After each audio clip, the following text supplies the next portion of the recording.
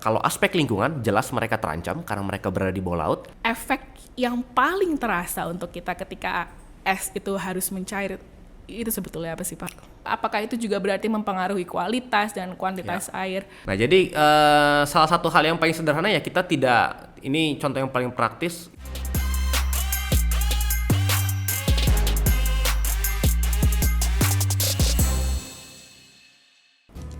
Halo, selamat datang di One Health Podcast, persembahan dari UGM One Health Center of Excellence, managed by gugus tugas One Health Collaborating Center Universitas Gadjah Mada. Perkenalkan, nama saya Rima, dan hari ini seperti biasa saya akan memandu podcast di topik yang baru, Water and Climate Changes. Pasti teman-teman juga sebetulnya sudah nggak asing dengan tema yang satu ini, Climate Changes and Water. Sudah hadir bersama kita di sini ada Dr. Daniel. Beliau adalah dosen di Departemen Health Behavior, Environmental and Social Medicine, Fakultas Kedokteran, Kesehatan Masyarakat dan Keperawatan Universitas Gadjah Mada. Selamat pagi Pak Daniel. Selamat pagi Mbak. Apa kabar hari ini? Baik-baik, dalam kondisi semangat dan fit untungnya. Harus dicontoh ini ya. Semangatnya itu yang harus selalu ada. Tapi tetap kadang suka agak loyo gitu nggak Pak Daniel? Tetap nanyanya gitu menjurus langsung. Kalau di luar negeri di Belanda dibilang gimana tuh Pak? Mood itu tergantung sama cuaca. Jadi kalau lagi mendung kadang mendung, kalau lagi berangin kadang berangin. Tapi di sini untungnya kita harus selalu berusaha untuk tetap bersemangat. Harus apa? Karena kita panas terus. Oke, Pak Daniel, hari ini kita temanya adalah Water and Climate Changes. Saya kepoin Pak Daniel. Itu Pak Daniel sendiri fokusnya adalah di WASH, Water and Water Sanitation and Hygiene. Water and Sanitation and Hygiene. Water Sanitation and Hygiene. Dan Pak Daniel sendiri kan juga dosen di Minat Kesehatan Lingkungan di IKM ya Pak ya. Boleh kasih cerita sedikit dong Pak, kan karena sebetulnya orang itu lebih mikirnya climate changes itu tambah panas, air mencair, tapi kayaknya lebih dari itu deh Pak ya. Yeah. Nah, boleh diceritain sedikit nggak sih Pak, sebetulnya situasi terkini saat ini untuk global climate changes sendiri seperti apa? Ya, mungkin saya sedikit koreksi, tadi bukan air yang mencair, tapi es yang mencair. Air yang mencair, karena air sudah ceritanya? Iya, betul. Nah, jadi sebenarnya kalau secara umum ya kita tahu di sini kita sudah merasakan sebenarnya sekarang. Ini yang paling baru kita di Jogja ini sekarang kita tapping di bulan Oktober. Betul. Yang sudah aneh yang kita rasakan adalah hujannya sudah banyak di bulan Oktober. Padahal biasanya kan hujan itu, seingat saya di tahun lalu itu kan mulai di Desember mungkin kita hujan gitu kan, dan biasanya peak di curah hujan itu di Januari Februari. Tetapi sekarang sudah di Oktober sudah mulai deras gitu, dan juga ada banjir juga di kota besar di Jakarta dan sebagainya. Jadi sebenarnya isu ini sudah didengungkan dari lama, tetapi mulai kelihatan benar-benar impact-nya ke kita itu sebenarnya bisa dibilang 2-3 tahun ini. Itu kita benar-benar merasakan sekali ada perubahan yang sangat-sangat signifikan di mana-mana gitu ya. Jadi kita sudah mulai bisa rasakan suhu makin naik gitu, lalu ada kekeringan yang makin parah di mana-mana. Lalu kemudian berdampak banyak lah ke es yang mencair. Ini ada info terbaru, baru saya baca berita kalau nggak salah beberapa hari yang lalu, misalkan seperti di Swiss itu pemerintah di sana mereka menutup permukaan es mereka dengan semacam terpal atau apapun untuk mengurangi mencair ya, pencairannya itu dan segala macam. Nah, jadi sebenarnya isu ini sudah sangat-sangat sudah sangat-sangat urgent sekali, dan memang sudah lama, tetapi efeknya 2-3 tahun ini benar-benar sangat berasa sekali ke kita gitu ya. Dan ini akan semakin terasa di tahun-tahun ke depan. Semakin berasa ya. Pada sebelumnya saya jadi tertarik sama satu hal. Tadi seperti pemerintah Swiss akhirnya berusaha gimana caranya supaya esnya tuh tidak mencair. Ya. Efek yang paling terasa untuk kita ketika es itu harus mencair itu sebetulnya apa sih Pak? Ya sebenarnya yang paling sederhana, pada waktu es mencair permukaan laut naik, gitu kan. Jadi sebenarnya kalau kita mau melihat isu climate change ini, kita harus perlu melihat ada rentetan efek sebenarnya. Jadi misalkan contoh ini dari kasus es mencair saja ya. Pada waktu es mencair, permukaan air laut menaik. gitu kan. Dan karena permukaan air laut menaik, ya otomatis efek-efek kesininya adalah misalkan pulau-pulau yang kecil dia akan makin tenggelam, atau ada banjir rob juga, misalkan kayak kita di Jawa ini, di Semarang misalkan sudah mulai naik. Atau kemarin kalau saya tidak salah, saya baca berita lagi, ada kemarin sedikit yang cukup trending adalah di Jakarta, di mana mereka melihat ada gambar foto yang jelas memperlihatkan air laut lebih tinggi daripada yang di bawah. Itu kan jadi ada tanggul dan ada terlihat perbedaan. Nah, jadi sebenarnya itu rentetannya. Jadi kemudian pada waktu air permukaan laut naik, itu juga menyebabkan efek rentetan berikutnya adalah banjir, misalkan banjir rob semakin sering.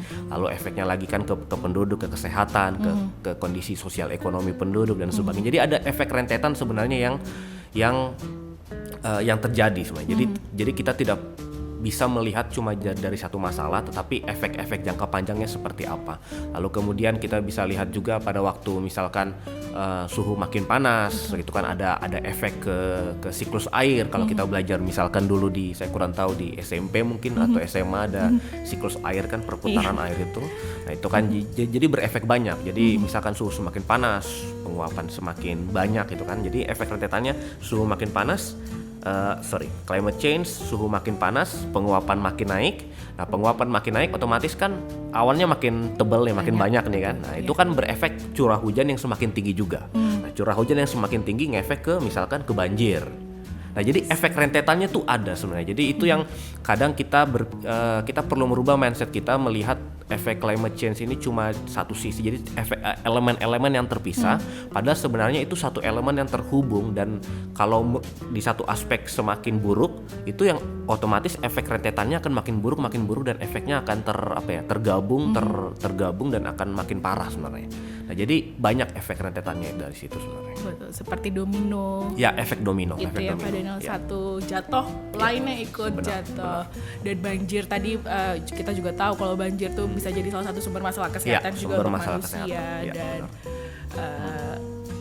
dan teman-temannya. Ya. Pak Daniel, kalau di Indonesia sendiri sebetulnya separah itukah sekarang kondisinya untuk climate changes itu segala macam? Sebenarnya kita bisa dibilang kita salah satu negara ini, kalau tidak salah beberapa hari yang lalu Menteri Keuangan menyebutkan bahwa kita itu sangat vulnerable terhadap climate change. Sebenarnya vulnerable bisa dibilang iya. Ada beberapa, jadi kemarin seperti saya di kelas kesehatan lingkungan, saya tahun lalu itu saya ada mengajar soal climate change, dan saya sebutkan kenapa satu komunitas disebut vulnerable. Ada dua alasan. Pertama adalah karena kondisi lingkungannya yang memang sudah tidak mendukung atau sudah ini. Jadi lalu kemudian yang kedua karena kondisi sosial ekonominya yang tidak belum capable lah untuk cope dengan masalah itu. Nah, jadi kita misalkan seperti kita sebutkan negara-negara, misalkan saya dulu S3 di Belanda, itu mereka vulnerable terhadap climate change karena mereka tidak terlalu vulnerable. Kalau aspek lingkungan jelas mereka terancam karena mereka berada di bawah laut, tetapi dari segi sosial ekonomi mereka mapan, sehingga mereka mampu beradaptasi, beradaptasi dengan perubahan itu. Nah, tetapi sekarang kita lihat kondisi di Indonesia seperti apa, kondisi lingkungan kita, apakah kita terancam juga sama seperti mereka di wilayah pesisir sudah mulai ini dan sebagainya, tetapi apakah kondisi sosial ekonomi kita mapan untuk cope dengan masalah-masalah itu? Kan tidak. Nah, jadi kita sangat vulnerable sekali terhadap perubahan iklim. Lalu kemudian apakah separah itu? Ini kemarin kalau nggak salah 2-3 bulan lalu saya baca berita, itu kan ada ramalan dari BMKG kalau tidak salah bahwa es di Puncak Jaya akan mencair habis semuanya di 2025. Wow. 2025 tuh tinggal beberapa tahun lagi gitu kan. Jadi efeknya ya sangat-sangat separah itu. Lalu kemudian kan banjir semakin sering terjadi gitu ya. Misalkan pesisir utara Jawa, banjir rob itu di Semarang sudah hal yang biasa lah ya. Mungkin buat penduduk di sana sudah biasa banjir seperti itu, atau di daerah ibu kota DKI, banjir kiriman misalkan dari daerah Bogor dan dari daerah Puncak dan sebagainya. Itu kan sudah hal yang menjadi biasa bagi sebanyak orang. Nah, jadi dan intensitasnya sudah semakin sering sekarang. Lalu kalau kita menyebutkan juga kekeringan ya di daerah-daerah yang memang tadi kondisi curah hujannya rendah seperti di NTT, misalkan saya banyak penelitian di sana, itu kan semakin parah juga, kekeringan akan makin panjang. Gitu ya. Jadi lalu kemudian kita bisa baca isu juga, misalkan seperti tadi saya bilang efek rentetan isu itu kan salah satunya adalah kepangan. Kalau kekeringan makin panjang akan jadi masalah soal pangan dan sebagainya, ketahanan pangan kita dan sebagainya. Jadi efeknya rentetannya itu sangat banyak. Jadi apalagi kita kan di daerah lumbung padi, kalau saya tidak salah beberapa waktu lalu saya sempat membaca kan daerah lumbung padi Indonesia itu di Jawa Barat salah satunya. Nah, ada beberapa daerah lumbung padi di Jawa Barat yang sudah mengalami gagal panen sudah cukup rutin gagal panen. Jadi misalkan mereka setahun bisa 2-3 kali panen gitu ya, tapi karena sudah semakin kekeringan semakin parah, jadi panennya cuma sekali atau cuma 2 kali, berkurang satu periode dibandingkan sebelumnya. Nah, itu kan sesuatu yang sudah semakin ini, padahal kita itu ibaratnya pemerintah sedang berjuang soal ketahanan pangan, di mana kita tidak mengimpor beras dan sebagainya. Tetapi di satu sisi efek climate change ini malah memperburuk itu. Nah, jadi efeknya sebenarnya akan makin berasa ke kita karena tadi lingkungan kita ya tidak sebaik itu juga, dan juga secara sosial ekonomi banyak penduduk kita masih belum cukup mapan lah ya untuk bisa dealing dengan masalah-masalah seperti itu. Jadi akan semakin berasa sebenarnya. Oke, berarti Pak Daniel sebetulnya itu kalau dibilang masalah sepele, karena mungkin gini Pak Daniel, karena belum kerasa gitu dong. Yeah. Cuma tambah panas atau hujannya nggak menentu, tapi ternyata kalau ditarik lagi lebih luas lagi, ternyata jaring laba-labanya tuh banyak ya Pak Daniel, dan ya. Tidak terlihat dan ke semua sektor itu ada. Pak Daniel, saya jadi ini lagi satu lagi untuk air sendiri, kan tadi sering disebutkan banjir dan segala macam ya. Untuk kondisi ke airnya langsung Pak Daniel, untuk apakah itu juga berarti mempengaruhi kualitas dan kuantitas air? Boleh dijelaskan lebih gamblang lagi mungkin Pak Daniel? Efeknya banyak ya, kita bicara kualitas dan kuantitas, dua aspek itu. Semoga saya tidak ada yang terlewat karena banyak pembahasannya. Nah, kita bicara dulu kuantitas. Tadi kan sudah disebutkan, tadi ada kekeringan, air berkurang. Betul. Lalu ada daerah-daerah tertentu yang mengalami malah kelebihan air karena hujannya yang lebih besar gitu. Seperti misalkan contoh tadi kan di daerah yang kering Nusa Tenggara Timur, itu mungkin curah hujannya makin sedikit, tetapi di daerah Jawa atau sebagainya curah hujannya makin banyak. Jadi ada ketimpangan kuantitas air, akan semakin jomplang nanti gitu ya. Jadi nah tentu ini kan ya akan berdampak banyak ke penduduk juga. Nah, itu dari segi kuantitas. Nah, lalu kemudian dari segi kualitas ada beberapa aspek yang perlu diperhatikan. Nah, misalkan karena suhu semakin panas, gitu ya, suhu semakin panas itu semakin ideal bagi bakteri-bakteri atau virus untuk bertumbuh. Kalau misalkan kita ingat di lab itu kan, kalau kita mau menginkubasi bakteri di inkubator di suhu kurang lebih sekitar suhu kamar 28 sampai 32 derajat Celcius. Nah, kan suhu semakin tinggi ya semakin mudah dia berkembang biak. Sederhananya seperti itu. Jadi kalau kita melihat dari aspek kualitas airnya akan mengancam karena akan malah menstimulasi pertumbuhan bakteri dan virus di air. Lalu kemudian hal yang lain yang bisa kita lihat adalah efek dari treatment air sendiri akan menjadi tidak maksimal gitu, karena ada treatment tertentu terutama yang sering dipakai misalkan di Indonesia di PDAM misalkan, mereka misalkan pakai klorinasi, memberikan klorin ke air, itu akan menjadi kurang maksimal, mungkin butuh dosis yang lebih tinggi dan sebagainya karena suhunya semakin naik. Lalu kemudian kalau kita bicara tadi seperti yang saya bilang, di memaintain kualitas air misalkan di sistem perpipaan, itu kan karena suhunya makin panas jadi semakin susah ya, tadi pertumbuhan bakteri akan makin cepat dan sebagainya. Sedangkan misalkan seperti contoh konteks pada waktu saya di Belanda dulu, itu kenapa lebih mudah buat mereka untuk memaintain kualitas air di sistem perpipaan karena suhunya dingin. Nah, sedangkan di Indonesia suhunya semakin panas, semakin susah gitu ya. Nah, lalu kemudian aspek yang lain itu dari segi kalau yang air yang kita sering pakai untuk kebutuhan sehari-hari. Nah, lalu kemudian hal yang lainnya lagi adalah kualitas air misalkan di lautan. Itu kan sebenarnya kalau kita perhatikan siklus air gitu ya, itu kan, atau bukan siklus air, siklus karbon. Itu kan salah satu pertukaran karbon, penyerapan dan pelepasan karbon kan terjadi sebenarnya di lautan.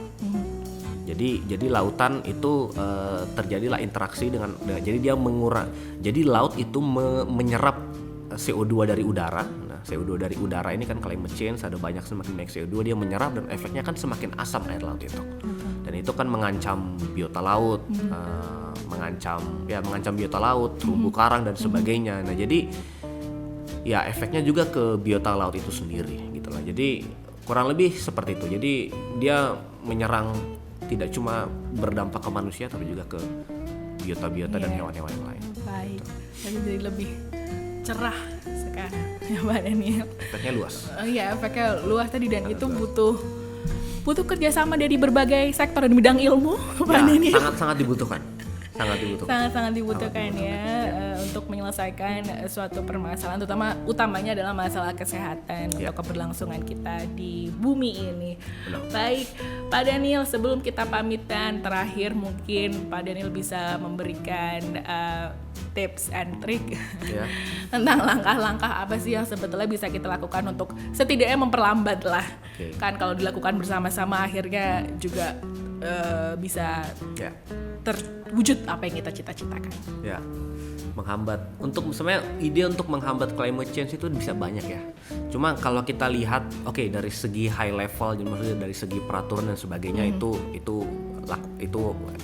urusannya pemerintah dan stakeholder yang lain. Cuma mungkin saya akan lebih kasih tips untuk ke kita sebagai personal, gimana kita bisa membantu mengurangi mitigasi, mengurangi percepatan climate change, perubahan ini dan sebagainya. Mungkin hal yang paling sederhana kita dari kehidupan sehari-hari saja. Ini kita isu yang lagi booming akhir-akhir ini adalah soal kenaikan harga bensin. Betul.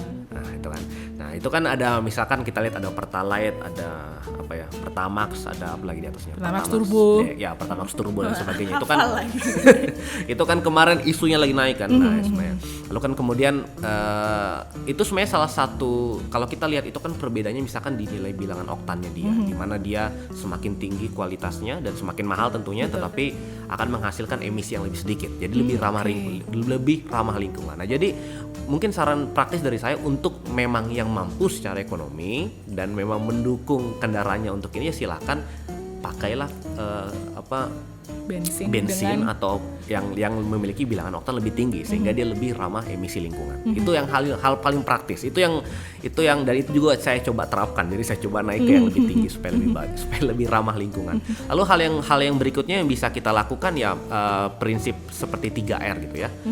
Reduce, recycle dan recycling. 3R. Reduce, recycle dan recycling gitu kan. Reduce, reuse, dan recycle. Ya, saya terlewat. Nah, jadi salah satu hal yang paling sederhana ya kita tidak, ini contoh yang paling praktis, sampah-sampah plastik kita bisa mengurangi kan. Jadi kita tidak itu, dan saya dan pemerintah juga memberikan dukungan seperti itu kan, mulai ada plastik yang berbayar. Dan saya pribadi juga misalkan sudah kebiasaan sebenarnya dari dulu itu kalau ke tempat perbelanjaan selalu bawa kantong sendiri, kantong bukan plastik, kantong yang bisa dilipat dan sebagainya. Jadi itu hal-hal yang bisa dilakukan untuk mengurangi plastik. Lalu kemudian mungkin botol minuman kita mulai mengurangi, kita mulai bawa botol minuman sendiri. Nah, saya juga melakukan juga sampai sekarang. Jadi sebisa mungkin menghindari botol-botol kita membeli minuman dari luar yang plastik yang langsung dibuang dan sebagainya. Itu hal-hal yang bisa dilakukan. Lalu kemudian mulai kita pilah-pilah barang-barang yang ibaratnya mengurangi sisi konsumtif dari kita untuk barang-barang yang tadi yang tidak ramah lingkungan tadi. Nah, itu mulai kita bisa pilah-pilah juga mana yang kira-kira, terutama yang berbau plastik lah ya, mungkin kita mulai bisa mengurangi pemakaian hal-hal seperti itu. Lalu kemudian hal yang lainnya lagi ya, kalau misalkan jarak kita dekat dengan lokasi pekerjaan atau apapun ya kita bisa mulai kurangi kendaraan, menggunakan kendaraan pribadi gitu ya. Kendaraan umum, walaupun memang PR kita kendaraan umumnya masih belum cukup mumpuni, kita cukup bagus seperti yang ada di negara-negara maju. Atau mungkin kita bisa berganti ke berjalan kaki atau ke sepeda misalkan dan sebagainya. Nah, jadi itu hal-hal yang praktis lah yang bisa dilakukan. Atau mungkin kalau kita bicara isu air tadi ya hemat air gitu kan. Jadi hemat air sehari sekali mandi cukup, enggak berarti gitu ya. Tergantung ya, bukan berarti itu ya. Jadi pokoknya intinya kita berusaha tidak seboros mungkin penggunaan air. Jadi dan juga penggunaan listrik itu juga. Itu kan, jadi semua listrik kalau tidak dipakai lampunya dimatikan. Itu juga atau kita misalkan di dunia kampus kalau kita melihat ada kelas yang kosong nggak dipakai ini ya kita matikan listriknya, kita matikan AC-nya gitu ya. Dan atau mungkin kalau misalkan ada budget yang lebih, kita bisa menggunakan barang teknologi yang lebih ramah lingkungan. Kan semakin ramah lingkungan, penggunaan listriknya semakin efisien dan otomatis kan mengurangi juga tadi sumber-sumber listrik yang dipakai dan sebagainya. Itu hal-hal yang praktis yang bisa dilakukan sebenarnya. Baik, itu sebetulnya harus bisa kita aplikasikan di kehidupan sehari-hari ya Pak. Harus deh. PR saya juga. PR semua orang. Tapi saya menarik satu tadi pesan pertama dari Pak Daniel yang keluar adalah kalau mampu mari kita berpindah jenis bensin. Ya, ternyata itu berpengaruh untuk emisi karbon sehingga bisa mencegah atau setidaknya memperlambat yang namanya climate change. Itu dulu Pak Daniel, terima kasih banyak untuk kesempatannya kali ini. Seru, sebetulnya saya masih punya pertanyaan yang lain tapi apa daya, waktu harus menghentikan pertemuan kita. Baik, terima kasih juga untuk Anda yang sudah mendengarkan One Health Podcast. Jangan lupa untuk selalu update informasi terkini di seluruh sosial media One Health Center of Excellence Universitas Gadjah Mada.